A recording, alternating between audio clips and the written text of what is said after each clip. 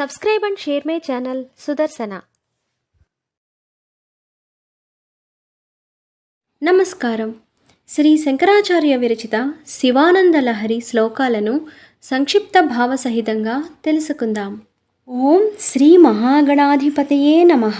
ఓం శివాయ గురవే నమః. ఓం శ్రీమాత్రే నమః.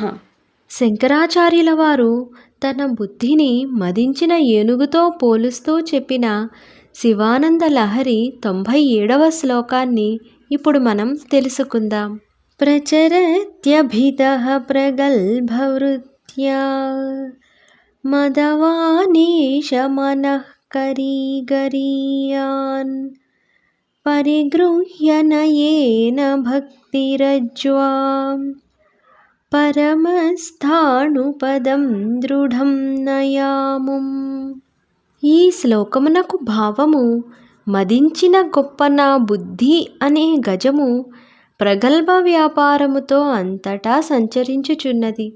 మేలుగా భక్తి అనే రజ్జువుతో ఆ ఏనుగును బంధించి మంచిదైన శివుని స్థానాన్ని పొందించుము.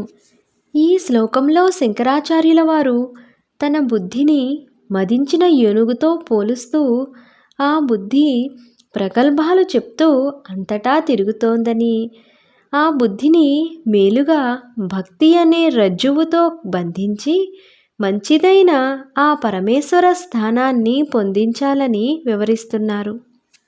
శివానంద లహరి తరువాత శ్లోకంతో మళ్ళీ కలుద్దాం.